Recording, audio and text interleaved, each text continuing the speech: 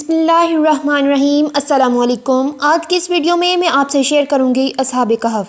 اللہ کے حکم سے 309 سال غار میں سونے والے اصحاب کہف کون تھے، میں سناؤں گی آپ کو اصحاب کہف کا سچا واقعہ۔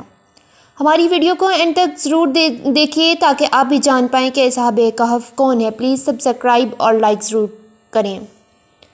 سورۃ کہف بھی مشہور سورت ہے جو پڑھی جاتی ہے۔ نبی کریم صلی اللہ علیہ وسلم نے فرمایا، جو شخص جمعے کے دن سورۃ کہف کی تلاوت کرے گا وہ دجال کے فتنے سے محفوظ رہے گا۔ ایک روایت کے مطابق جمعے کی رات کو بھی سورۃ کہف کی تلاوت کی جا سکتی ہے۔ کہف عربی میں کہتے ہیں غار کو۔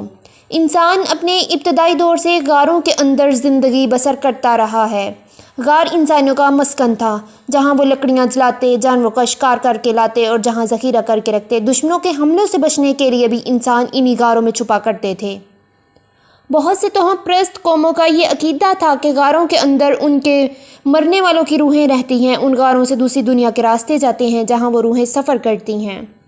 ہم اس مقدس غار کا ذکر کریں گے جس کا ذکر غار کہف کے نام سے قرآن مجید میں آیا ہے،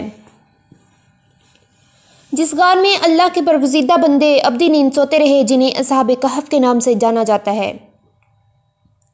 حضرت عیسیٰ علیہ السلام کے اٹھا لیے جانے کے بعد عیسائیوں کا حال بے حد خراب اور نہایت ابتر ہو گیا۔ لوگ بت پرستی کرنے لگے اور دوسروں کو بھی بت پرستی پر مجبور کرنے لگے۔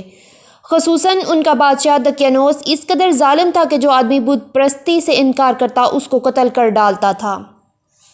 اصحاب کہف افسس کے شرفاء تھے جو بادشاہ کے معزز درباری بھی تھے، مگر یہ لوگ صاحب ایمان اور بت پرستی سے انتہائی بیزار تھے۔ دقیانوس کے ظلم و جبر سے پریشان ہو کے یہ لوگ اپنا ایمان بچانے کے لیے اس کے دربار سے بھاگ نکلے۔ وَإِذِ اعْتَزَلْتُمُوهُمْ وَمَا يَعْبُدُونَ إِلَّا اللَّهُ فَأَوُوا إِلَى الْكَهْفِ، چلو یہاں سے بھاگ کے کسی غار میں پناہ لیتے ہیں۔ اور وہ قریب کے پہاڑ غار میں جا کر پناہ گزیر ہوئے۔ آرام کرنے کے لیے اس غار میں لیٹ گئے جہاں انہیں گہری نیند آ گئی، اس لیے انہیں اصحاب کہف یعنی غار والے کہا جاتا ہے۔ جب یہ لوگ غار میں سوئے تو اللہ نے ان پر ایک معجزانہ کیفیت طاری کر دی اور وہ وہاں ایسی نیند سو گئے جو نہ ہی عام نیند تھی اور نہ ہی موت، بلکہ وہ ایک گہری نیند کی سی کیفیت میں چلے گئے۔ یہود و نصارہ نے نبی پاک صلی اللہ علیہ وسلم کا امتحان لینے کے لیے کہا کہ اصحاب کہف کا کیا واقعہ ہے۔ اس پر اللہ تعالیٰ نے سورۃ کہف نازل کی اور بتایا، انہم فدیۃ آمنوا بربہم، چند نوجوان تھے جو اپنے رب پر ایمان لائے۔ اصحاب کہف کے نام کچھ یہ ہیں: یملیخا، مکسلمنا، کشفتت، تب یونس، کشافت یونس، آزرفت یونس، یوانس بوس، وقلبہم کتمیر۔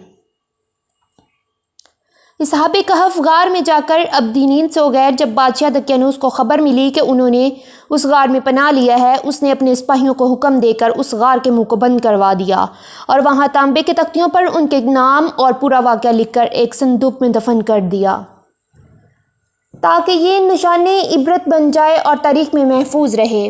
مگر دقیانوس نے جس آدمی کے سپرد یہ کام کیا تھا وہ محض نیک دل اور صاحب ایمان آدمی تھا۔ جس طرح کی ایک تختی صندوق میں رکھوائی، اسی طرح کی ایک تختی شاہی خزانے میں محفوظ کروا دی۔ کچھ دنوں کے بعد دقیانوس بادشاہ مر گیا اور سلطنتیں بدلتی رہیں، یہاں تک کہ ایک نیک دل اور انصاف پرور بادشاہ جس کا نام بیدروس تھا وہ تخت نشین ہوا، جس نے 68 سال تک شان و شوکت کے ساتھ حکومت کی۔ اس کے دور میں مذہبی فرقہ بندی شروع ہو گئی۔ بت پرستی کا دور ختم ہو گیا تھا، لیکن لوگ نئے نئے فتنوں میں پڑ گئے، جس میں ایک فتنہ یہ تھا کہ لوگوں کی ایک بڑی جماعت میں مرنے کے بعد پھر زندہ ہونے اور قیامت آنے کا انکار کر دیا۔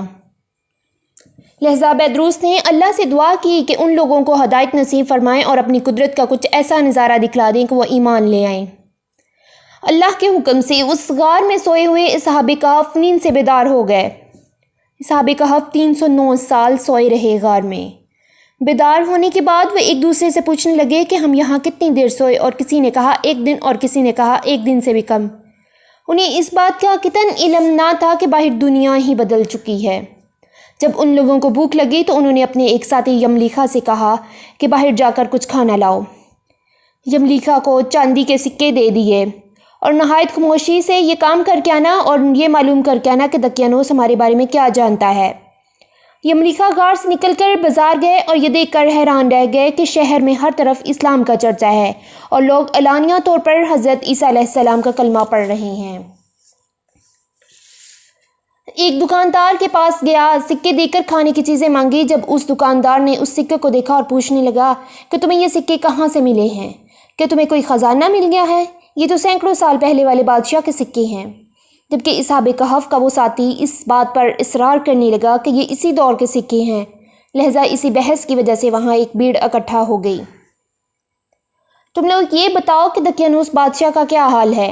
حکام نے کہا، آج روئے زمین پر اس نام کا کوئی بادشاہ نہیں ہے، وہ بہت ہی بے ایمان اور بت پرست بادشاہ گزرا ہے۔ یملیکا نے کہا، ہم دقیانوس کی وجہ سے غار میں چھپ گئے تھے۔ دقیانوس کو گزرے ہوئے 309 سال ہو چکے ہیں، یہ اب بیدروس کا زمانہ ہے۔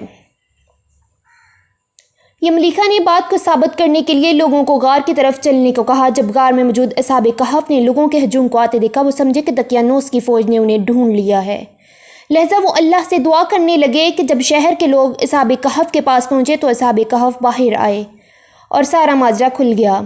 لوگوں نے غار پر پہنچ کر تانبے کا صندوق برآمد کیا اور اس کے اندر سے تختی نکال کر پڑھی۔ اس تختی پر اصحاب کہف کے نام لکھے تھے اور یہ بھی تحریر تھا کہ یہ مومنوں کی جماعت اپنے دین کی حفاظت کے لیے دقیانوس بادشاہ کے خوف سے اس پناہ میں پناہ گزیر ہوئی ہے۔ یہ معجزہ دیکھ کر لوگ حیرت زدہ رہ گئے اور سجدے میں گر پڑے۔